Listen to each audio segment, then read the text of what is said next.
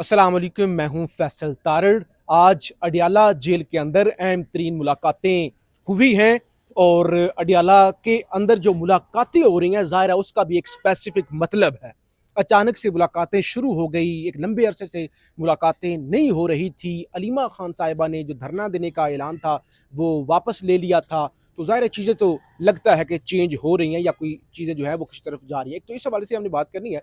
Secondly, मौलाना फजल रहमान साहब, जिस तरह से उनका एक तकरीर हुई और उसके बाद तमाम हुकूमत के बयानात आना शुरू हो गए और मजम्मत होना शुरू और हो आज गई। उसका और रिजल्ट भी आ उसके गया बाद फिर। उसका रिजल्ट आया जी। उसके बाद वो जिस तरह फर्रुख से फरूख खोखर को आज 10 साल ताहयात जेल के अंदर डाल दिया गया और उसके बाद मौला फजल रहमान, उनके बेटे, उनके भाई और उनकी पार्टी के सेंटर कामरान मुर्तज़ा साहब की जानब से बड़ा जारहाना रद्द अमल आया। अगरचे पीटीआई और स्टैब्लिशमेंट के दरमियान भी एक लड़ाई पिछले 3 सालों से चल रही है, लेकिन इतना जारहाना रद्द अमल जो है वो पीटीआई की तरफ नहीं आता जो आज मौला फजल रहमान की जमात की जानब से सख्त तरीन रिएक्शन दिया गया है। इस हवाले से भी बात करेंगे क्या रिएक्शन था। मेरे साथ नौजवान सहाफ़ी दोस्त अताउर रहमान कोहिस्तानी साहब मौजूद हैं। कोहिस्तानी साहब, आज बुशरा बीबी के साथ उनके भाभी की और बेटी की मुलाकात हुई है। पिछले हफ्ते भी मुलाकात हो गई थी। इससे पहले मुलाकातों हुई थी कुछ और फिर पाबंदी लग गई थी। उससे पहले एक लंबी पाबंदी थी। तो ये अचानक मुलाकातों का सिलसिला शुरू हो जाना, अलीमा खान का एक स्टेप पीछे हटना, तो क्या चल रहा है, क्या हो रहा है, ज़रा बताएं ना। देखें, ये मुलाकातें तो मेरे ख़्याल में जब से उन्होंने ये कहा था कि आप पॉलिटिकल गुफ्तगू नहीं करेंगे, उसके बाद शुरू हो गई थी। 2-3-4 मुलाकातें हुई थी। उसके हाँ हाँ। बाद दो बीच में मेरे ख़्याल में 2-3 या 4 मंगल फिर मुलाकात नहीं करवाई गई थी। और उसकी वजह ये थी कि मरियम रियाज़ भट्टू जो है वो हाँ। ट्वीट्स करती थी और उन्होंने इस्लामाबाद हाई कोर्ट में ये मौक़िफ़ अपनाया था कि इनके थ्रू वो जो चीज़ें हैं जेल के अंदर से वो बाहर आ जाती है। तो इसलिए जो है वो इनकी हम मुलाकात नहीं करवा सकते। उसके बाद उस चीज़ की भी ज़मानत दी गई। हाँ उसके हाँ। बाद बुशरा बीबी की जो बेटी है उनकी मुलाकातें करवाई जाती है। अलबत्ता अभी तक इस चीज़ का पता नहीं चल सका कि अंदर क्या बातचीत होती है, अंदर बुशरा बीबी की जानिब से क्या कहा जाता है। मशाल यूसुफ़ज़ई एक स्पेस में ये बात कर रही थी, ठीक है, कि जी उनकी तबीयत बड़ी ख़राब रहती है, इमरान खान की भी तबीयत बड़ी ख़राब रहती है, ठीक है, चूँकि वो आपको पता है उनकी फ़ैमिली के साथ राब्ते में भी होती है। हाँ। इसके अलावा और कोई ख़बर सामने नहीं आती। अच्छा, एक वो जो शोशे छोड़ा गया था कि जी बैरिस्टर सैफ को मुलाकात के लिए बुलाया, हाँ। ये किया, फलाँ किया, फिस्ताँ किया, तो वो मुलाकात के लिए बेसिकली उन्होंने नहीं बुलाया था। बुशरा बीबी के थ्रू बैरिस्टर सैफ साहब ने पैगाम भेजा कि जी मुझे मुलाकात करनी है। तो उन्होंने सामने से ये जवाब दिया कि आप तो मुलाकात करना चाहें तो रात में भी कर सकते हैं, अभी भी आके कर सकते हैं। हम्म। अभी आपको हम याद आए आपको, तो वहाँ से वो पॉजिटिव रिस्पॉन्स नहीं आया। नहीं तो अगर वहाँ से मुलाकात के लिए बुलाया जाता तो मेरे ख़्याल में बैरिस्टर से भागते हुए पहुँच जाता वहाँ पे। हम्म। और तो कोई वजह नहीं हो सकती कि वो मुलाकात के लिए ना जाए। तो उसकी जो बैक की स्टोरी थी वो ये थी, ठीक है। और अब जो आज आपने देखा होगा अलीमा खान साहिबा तो अडियाला जेल के बाहर भी मौजूद नहीं थी। हाँ। तो इमरान खान की दूसरी दोनों बहनें थी। इसका मतलब ये है वो कि भी टाइम से वापस चली गई थी। आज 6:30 बजे करीब वो वापस चली गई थी। अभी दिन की रोशनी थी। जी हाँ, और उन्होंने ये वहाँ पे बात मीडिया से गुफ्तगू करके नूरीन नियाज़ी ने यह बात कही कि जो अलीमा खान है वो पंजाब में भी स्ट्रीट मूवमेंट चलाएगी। या आपने देखा हम्म। पंजाब में भी स्ट्रीट मूवमेंट चलाएगी। अब देखते हैं, वो चित्राल में उन्होंने, आपको पता है वो हाँ, गई थी एक सिमरगरा बजे। के अंदर भी इस्तकबाल हुआ। जी, तो अभी वो जो है ना वो उन्होंने कहा कि वो पंजाब में भी चलाएगी और ज़्यादा हम खुल के चीज़ बात नहीं कर सकते, इसलिए कि फिर बहुत सारी ऐसी रुकावटें होती है जो पहले से खड़ी कर दी जाती है, ठीक है। उन्होंने ये एक मौक़िफ़ ये बात उन्होंने आज मीडिया के सामने बाकायदा तौर पर आके बताया है। अब देखें वो स्ट्रीट मूवमेंट पंजाब में होती है या नहीं होती, लेकिन मुझे ऐसा लगता है कि जिस तरह ये जो अडियाला जेल के बाहर ये जो एहतजाजों का सिलसिला है, ये आराम-आराम से अभी ख़त्म हो रहा है। हाँ। अगर आप देखें तो पार्टी लीडरशिप को पहले मना कर दिया, अलीमा खान हाँ। साहिबा भी आज खुद भी मौजूद नहीं थी। उसकी मेन वजह मुझे लगता है पस पर्दा कुछ न कुछ चल रहा है। यही मैं पूछना चाह जी, रहा था। जी, पस पर्दा कुछ न कुछ चल रहा है। देखें उसमें आप एक बात तो मुज़ाकरात में बैरिस्टर गोहर और सुहेल अफरीदी जो है वो ऑन बोर्ड है। ये बात मैं आपको बहुत पहले से बता रहा हूँ, हाँ। आज भी बता रहा हूँ। चीज़ें इतनी छुपा के रखी गई है। मैं आपको बताऊँ कि एक शख्सियत ने सुहेल अफरीदी के हवाले से यह खबर आई थी कि वो आज से कोई 1 हफ़्ते पहले खैबर पख्तूनख्वा हाउस आए थे। वहाँ पर मतलब अनऑफ़िशियली तौर पे उनके कुछ पास लोगों से मुलाकात हुई थी। वहाँ कुछ लोगों से उनकी मुलाकात हो गई, चली गई। तो अब मतलब पहले यूँ होता था कि मीडिया पे खबरें चलती थी, चीज़ें चलती थी, ख़राब हो जाता था। अब चीज़ें बहुत ही खुफ़िया रखी गई है हम्म। और बहुत ही खुफ़िया तरीके से ये चीज़ें चल रही है।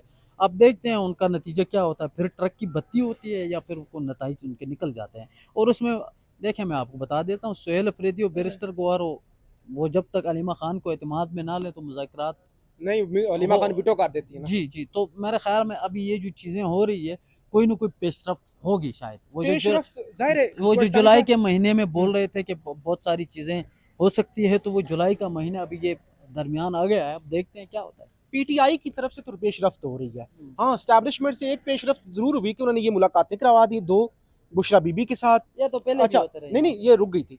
अच्छा, मुलाकात करवा दी।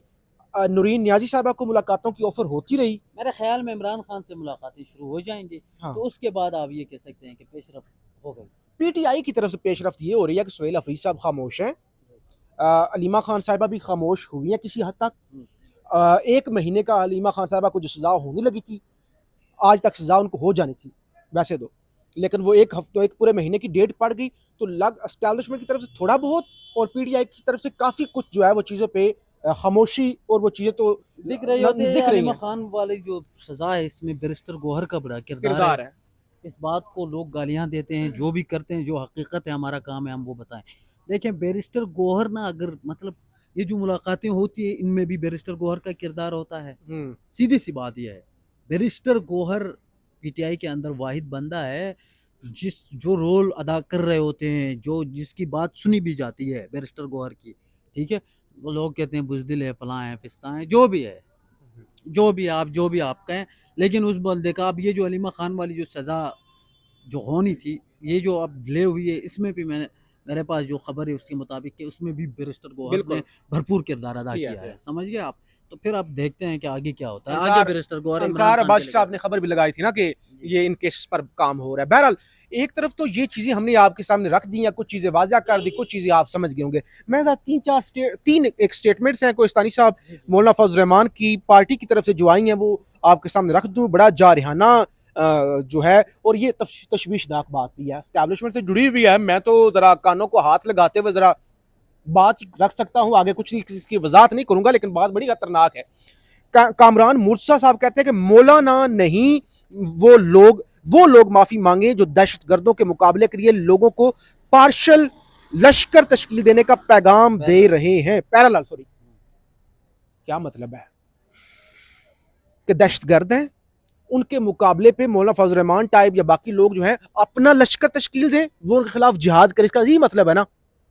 ये काम ज़ाहिर है मौलाना फजल रहमान ने क्या जवाब दिया है, ये काम फोर्सेस का है, ये तुम्हारा काम है, ये हमारा काम नहीं है। मुनासिब जवाब है मेरे ख्याल से।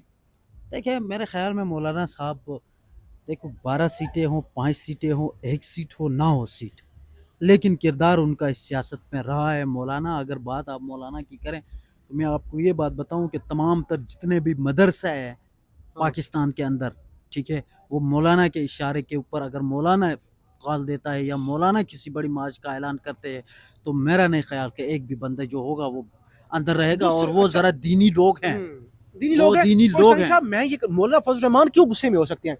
एक तो ये कि असूली बात की वजह से, दूसरा मौलाना को गुस्सा ये हो सकता है, सदर तुम जरदारी को बना रहे हो, वजीर आजम तुम शहबाज को बना रहे हो, फौजे तुम मुझसे मांग रहे हो।